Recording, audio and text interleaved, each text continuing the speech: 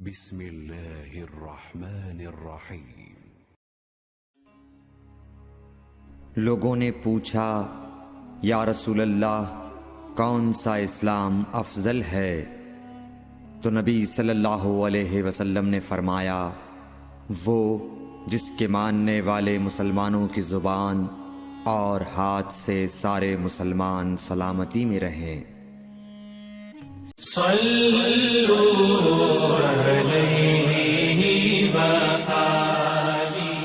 ایک دن ایک آدمی نے حضرت صلی اللہ علیہ وسلم سے پوچھا کہ کون سا اسلام بہتر ہے؟ فرمایا یہ کہ تم کھانا کھلاؤ اور جس کو پہچانو اس کو بھی اور جس کو نہ پہچانو اس کو بھی، الغرض سب کو سلام کرو۔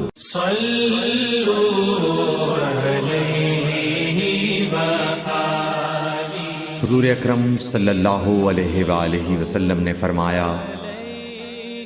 تم میں سے کوئی شخص ایماندار نہ ہوگا جب تک اپنے بھائی کے لیے وہ نہ چاہے جو اپنے نفس کے لیے چاہتا ہے۔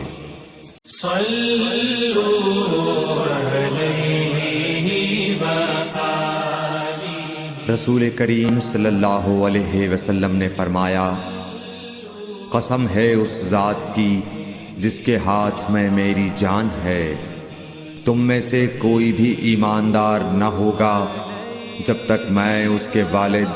اور اولاد سے بھی زیادہ اس کا محبوب نہ بن جاؤں۔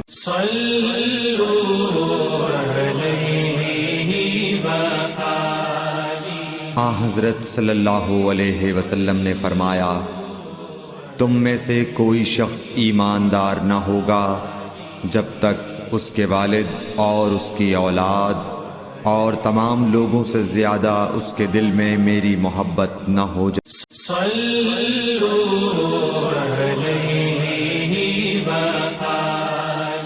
نبی کریم صلی اللہ علیہ وآلہ وسلم نے فرمایا تین خصلتیں ایسی ہیں کہ جس میں یہ پیدا ہو جائیں اس نے ایمان کی مٹھاس کو پا لیا۔ اول یہ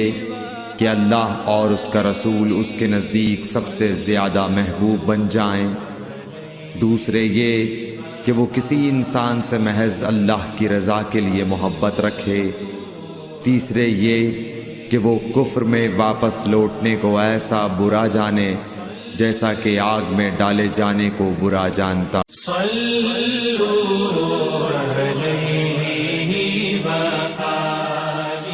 حضور اکرم صلی اللہ علیہ وآلہ وسلم نے فرمایا انصار سے محبت رکھنا ایمان کی نشانی ہے اور انصار سے کینہ رکھنا نفاق کی نشانی ہے۔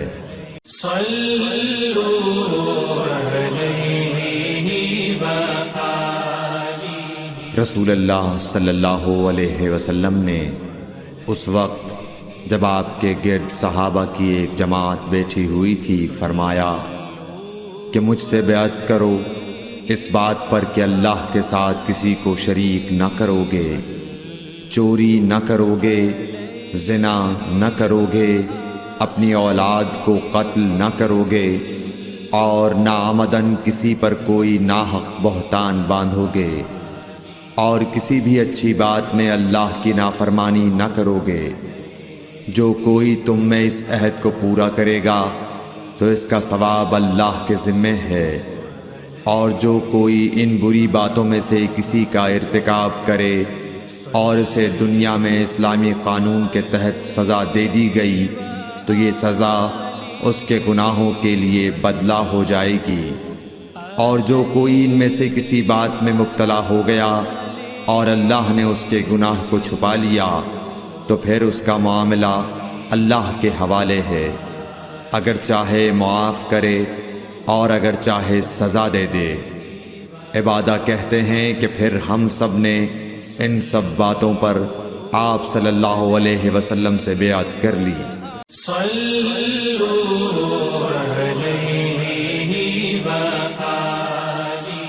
رسول اللہ صلی اللہ علیہ وسلم نے فرمایا وہ وقت قریب ہے جب مسلمان کا سب سے عمدہ مال اس کی بکریاں ہوں گی، جن کے پیچھے وہ پہاڑوں کی چوٹیوں اور برساتی وادیوں میں اپنے دین کو بچانے کے لیے بھاگ جائے گا۔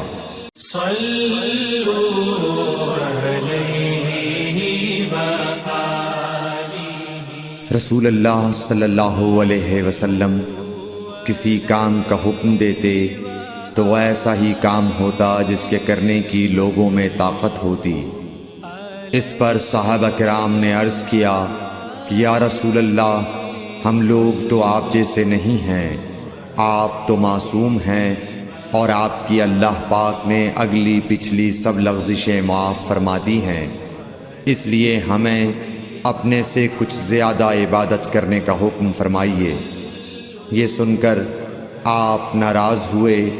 حتیٰ کہ خفگی آپ کے چہرہ مبارک سے ظاہر ہونے لگی۔ پھر فرمایا کہ بے شک میں تم سب سے زیادہ اللہ سے ڈرتا ہوں اور تم سب سے زیادہ اسے جانتا ہوں، پس تم مجھ سے بڑھ کر عبادت نہیں کر سکتے۔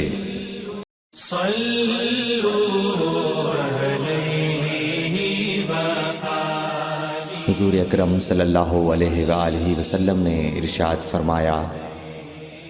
جس شخص میں یہ تین باتیں ہوں گی وہ ایمان کا مزہ پالے گا۔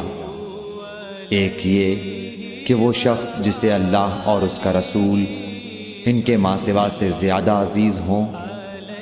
اور دوسرے یہ کہ جو کسی بندے سے محض اللہ ہی کے لیے محبت کرے، اور تیسری بات یہ کہ جسے اللہ نے کفر سے نجات دی ہو، پھر دوبارہ کفر اختیار کرنے کو وہ ایسا برا سمجھے جیسا آگ میں گر جانے کو برا جانتا ہے۔